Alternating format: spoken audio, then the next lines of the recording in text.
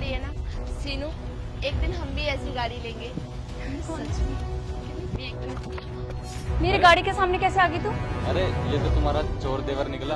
अच्छा, मेरा चोर देवर या तुम्हारा चोर भाई और ये उसकी बीबी कलमुही कहीं की। तू यहाँ पे भी मुंह उठा के आ गई हाँ? और हाथ हटा मेरे गाड़ी से वरना तेरा हाथ तोड़ दूंगी, समझी? यहाँ भी चोरी करने आ गए क्या तुम दोनों?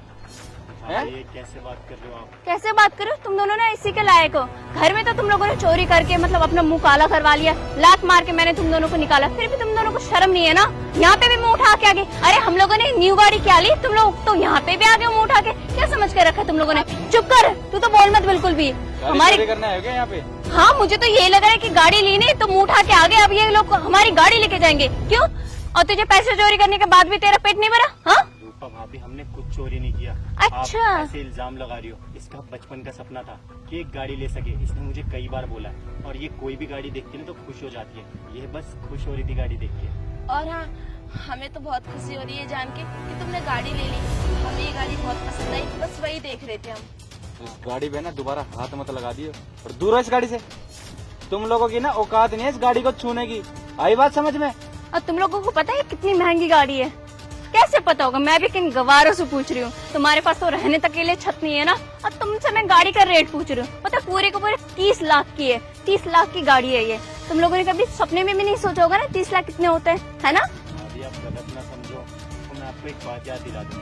जिस घर में आप रह रहे हो ना, उस घर में मेरा भी हिस्सा है। मैं इनका छोटा भाई हूँ।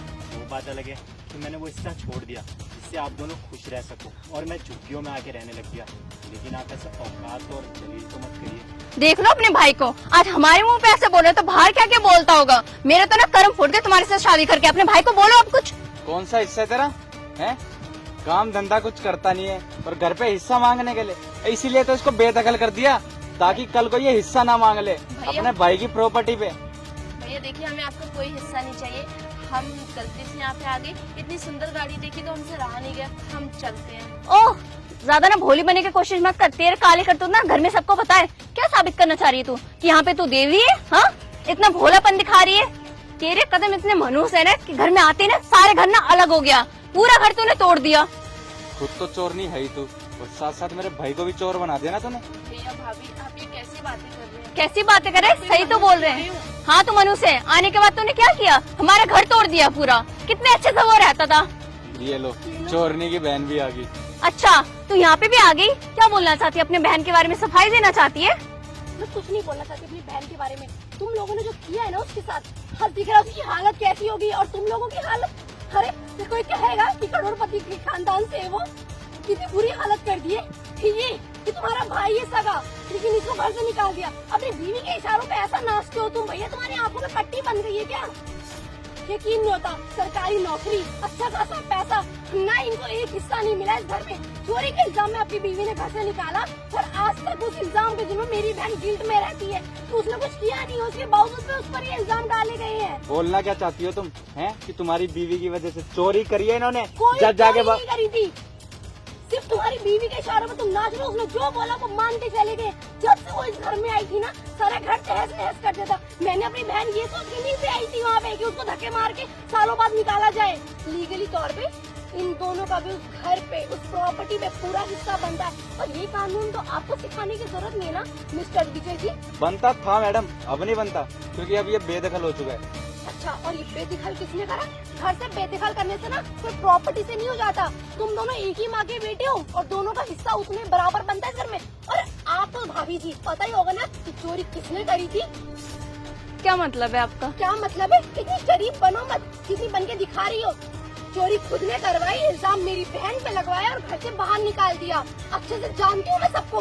क्या बोल रही हैं? नहीं, चोरी इसने किया। अब क्या आप इसकी बातों पे विश्वास करोगे? आपको मेरे ऊपर विश्वास नहीं है? मेरी बात पे क्यों विश्वास करना? अपनी दीदी रहने दीजिए ना, हम चलते हैं यहाँ से। हाँ, खुश रह अपनी जिंदगी में। नहीं चाहिए वो पैसा, प्रॉपर्टी रख लो, तुम्हारे काम आएगा। अरे आज एक गाड़ी खरीदी, कल 4 खरीदना, अमीर बन जाना। मेरी बहन गरीब है ना, हम मेहनत करके कमा लेंगे, ठेली पे, रिक्शे पे, बस में चले जाएंगे। नहीं चाहिए हराम का पैसा, रखो तुम लोग। और एक देखो। छोटी सी बात और बोलना चाहूँगा भैया कि आपके पास इतना पैसा है, इतनी बड़ी गाड़ी है, फिर भी मैंने हमेशा देखा है कि आप परेशान रहते हो, दुखी रहते हो। मेरे पास कुछ भी नहीं है, लेकिन मैंने जब से घर छोड़ा है ना, मुझे एक फैमिली मिली, मुझे खुशी मिली, हैप्पीनेस मिली, स्माइल करने की वजह मिली। तो मैं ना इस साथ बहुत खुश हूँ। रुको दीदी, प्लीज आप इनको छोड़ दीजिए, हम लोग साथ में रह लेंगे। और मुझे माफ कर दीजिए कि मैंने आपके साथ गलत किया। मतलब वो चोरी ना इन लोगों ने नहीं की थी, मैंने करवाई थी। नेहा मुझे माफ कर क्या दो, बोल रही हो तुम?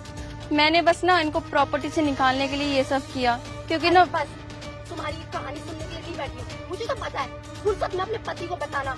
और रही बात घर की और प्रॉपर्टी, तो वो आप ही रखो। तो प्रॉपर्टी का हमें कोई हजार नहीं डाला। मेरी बहन के लिए मेरे पास छत है, हम मेरे पापा के पास भी, हम अपनी बहन को रख सकते हैं। चलो यहाँ से। रूपा, इतना बड़ा धोखा! मेरे खुद के सगे भाई को घर से बेदखल करवा दिया तुमने, झूठ बोल के, ये चोरी के इंजाम में। बैठे, तुम्हें तो घर चल के बताता हूँ।